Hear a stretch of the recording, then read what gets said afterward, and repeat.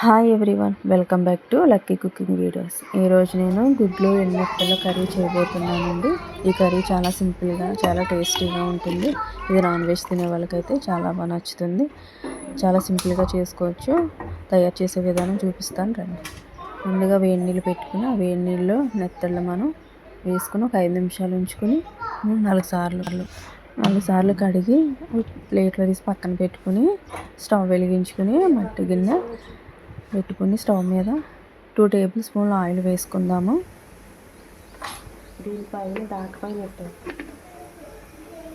Oil వేసుకున్నాక కొంచెం oil వేడయ్యే వరకు ఉంచుదాము. ఇందులో 1/2 టీ స్పూన్ పసుపు వేసుకుందాము. మనం ముందుగా ఉడకబెట్టి తొక్క తీసి పక్కన పెట్టుకున్న గుడ్లను డాట్లు పెట్టుకుని ఆయిల్లో వేసుకుందాము.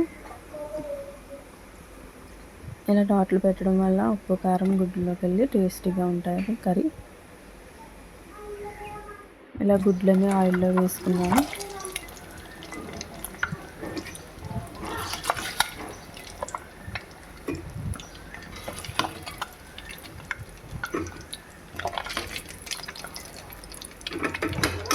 గుడ్లన్నీ కూడా గోల్డ్ కలర్ వచ్చే వరకు ఇలా ఫ్రై చేసుకుని ఇవి తీసి పక్కన ప్లేట్లో పెట్టుకోవాలి.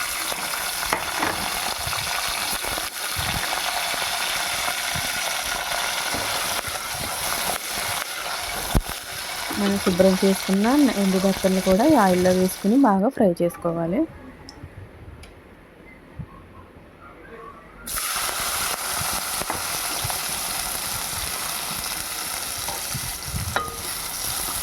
ఇలా కూడా ఇవి కలర్ మారే వరకు ఇవి కూడా బాగా వేసుకోవాలి.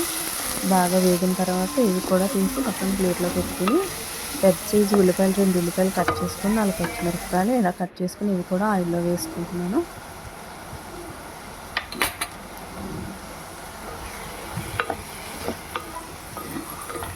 వేసుకుని ఒకసారి ఇలా కలుపుకున్నాము.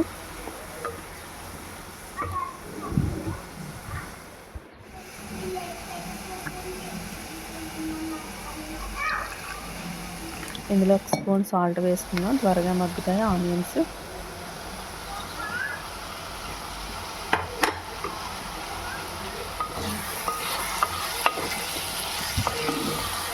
ఈలోపు మనం చింతపండు నానబెట్టుకుందాం. ముందుగా నిమ్మకాయ సైజు అంత చింతపండు వాటర్లో వేసుకుని చింతపండు నానబెట్టుకుంటాము. ఉల్లిపాయ ముక్కలు మెత్తగా మగ్గిన తర్వాత 2 టమాటాలు కట్ చేసుకొని ఇలా మెత్తగా వేసుకుందాము. ఇవి కూడా మెత్తగా మగ్గే వరకు ఫ్లేమ్ మీడియంలో పెట్టుకుని ఇలా మగ్గనివ్వాలి. టమాటా ముక్కలు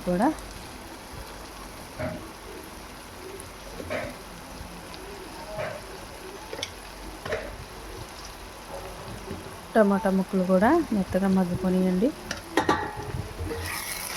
అలా ఒకసారి కలుపుకొని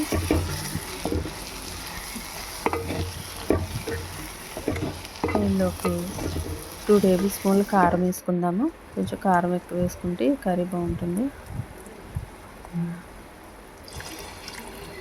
1 టేబుల్ స్పూన్ సాల్ట్ వేసుకుందాము.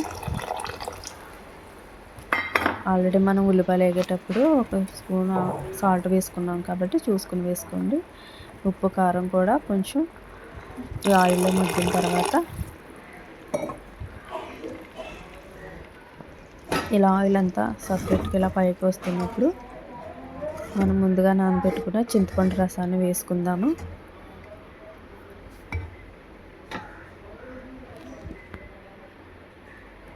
అలాగే 1 టీ గ్లాస్ వాటర్ కూడా వేసుకుందాం. ఇందులో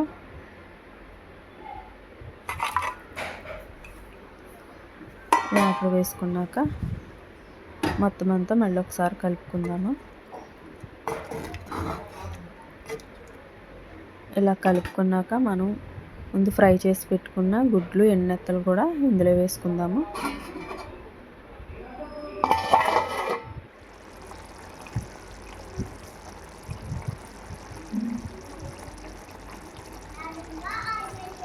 వేసేసుకున్న తర్వాత ఒకసారి మళ్ళీ బాగా కలుపుకుందాము.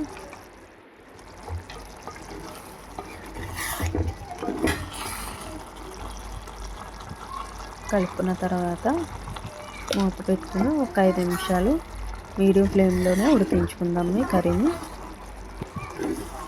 ఇలా ఉడికిన తర్వాత గ్రేవీ అంతా అలా చిక్కబడిన తర్వాత ఇందులో ఒక టీ స్పూన్ ధనియాల పొడి వేసుకుందాము.